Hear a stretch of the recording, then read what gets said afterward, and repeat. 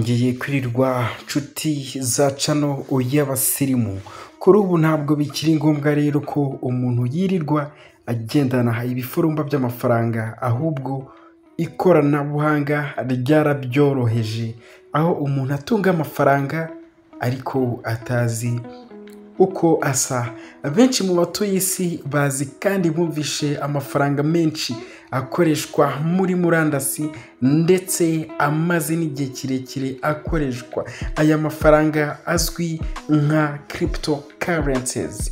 Aya mafaranga akoreshwa ku mbuga nkoranyambaga, agacururizwa ku mbuga nkoranyambaga. Nubwo hari amafaranga menshi arimo yaduka muri iki gihe nka Pi, wumvise ifitwe na Pi Network, hari n'andi mafaranga menshi yayabanjirije ndetse ubu ngubu akoreshwa. Nk'uko uramutse usuye urubuga rwa Binance wabona amoko y'ayo mafaranga yose. Tubibutsa ko uru rubuga rwa Binance ndetse n'izindi zigiye zitandukanye nka OKX ari imbuga zigiye zitandukanye ariko zicururizwaho amafaranga y'ikoranabuhanga. Amwe mu mafaranga akoreshwa kuri murandasi amaze igihe kirekire ku isoko arimo Bitcoin cyangwa se BTC ku bantu basanzwe bayimenyereye kuyikoresha. Iyi Bitcoin yaje mu 2009, ariko Bitcoin yatangijwe mu 2008 na Satoshi Nakamoto, gusa bikaba bitari byamenyekana niba ari umuntu umwe wayishinze cyangwa ari abantu benshi. Bitcoin ikora mu buryo bwa blockchain mining na decentralization. Iri niryo faranga ryabayeho rya mbere mu mafaranga y'ikoranabuhanga. Kuri ubu ngubu rifite agaciro kangana n'ibihumbi 100 by'amadolari y'Amerika. Murumva ko ari akabakaba miliyoni 140 z'amafaranga y'u Rwanda. Ku mwanya wa kabiri turahasanga ifaranga rya Litecoin cyangwa se LTC. Iri faranga ryaje mu 2011.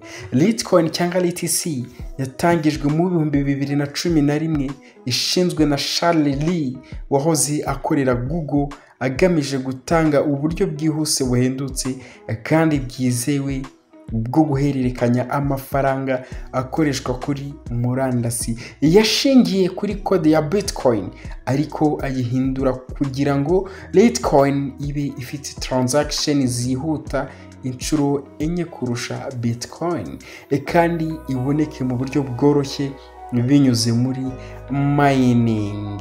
Litecoin kandi yamenyekanye nk'ifaranga rya silver, mu gihe Bitcoin ifatwa nka gold. Ikaba ikoreshwa cyane mu guhererekanya amafaranga n'ubucuruzi bwa buri munsi. Ku mwanya wa gatatu turahasanga Namecoin. Namecoin nayo yasohotse mu 2011. Namecoin cyangwa se NMC ni amwe mu mafaranga yo kuri murandasi ashingiye kuri Bitcoin. Yatangijwe mu 2011, yari agamije gukemura ikibazo cyo kwisanzura ndetse no kugenzura amazina ya domain names kuri internet. Namecoin yakozwe nk'uburyo bwo gukumira censorship, kubuza abantu gukoresha internet uko bashaka, no gutuma domain names zishobora kwandikwa no gukomeza kubaho mu buryo butagengwa na leta cyangwa se ibigo bikomeye nka Ikanen. Ku mwanya wa kane turahasanga Peercoin cyangwa se PPC, yasohotse mu 2012. Iyi Peercoin yatangijwe mu 2012 na Sun King, ikaba izwiho kuba ariyo ya mbere yakoresheje uburyo bwa proof of stake POS mu kwemeza transactions. Iyi technology yashyizweho kugira ngo igabanye ingufu z'amashanyarazi zakenerwa mu gucukura, aribyo twita mining amafaranga ya crypto nka Bitcoin ikanatanga umutekano urambye ku isoko rya cryptocurrency. Peercoin kandi ifite uburyo bwa proof of work, icyo twamenyeye nka POW, bivuze ko ikoreshwa mu buryo bubiri butuma iba ifaranga rirambye kandi ritagendera ku gucukurwa gusa, aricyo twita mining. Ku mwanya wa gatanu turahasanga Ripple cyangwa se XRP yasohotse mu 2012.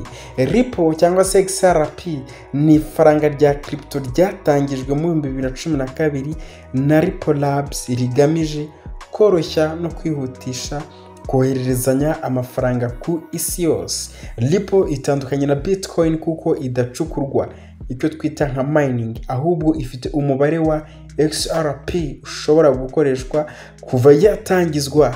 Yakozwe kugira ngo amabanki n'ibigo by'imari bishobore kohereza amafaranga mu buryo bwihuse kandi buhendutse bwizewe bikoresheje urubuga rwa Ripplenet. Ripple irihuta cyane kuko transaction imwe ifata amasegonda make ugereranyije na Bitcoin na Ethereum. Aya namwe mu mafaranga yikora na buhanga, ariko ubucura bwayo muri yo ni ifaranga rya Pi.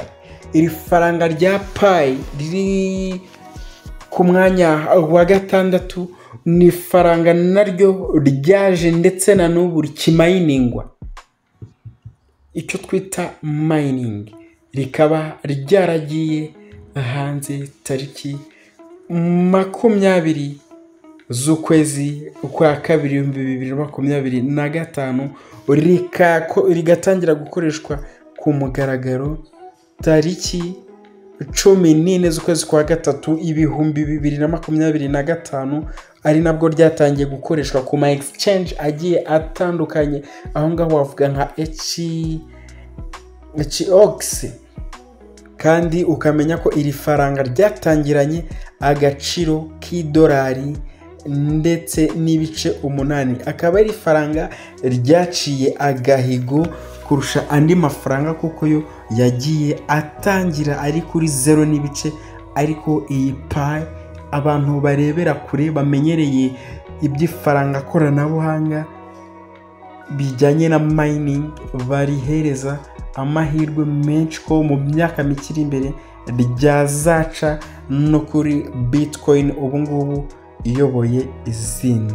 Wowe utarakora subscribe, reba aho hasi ndetse ukande n'inzogera ikitwa notification kugira nitujya uploadinga video ujye ubona video mu bambere. Murakoze, Imana y'amahoro ikomeze ibarinde. Ciao, naho mu biganiro by'ubutaha.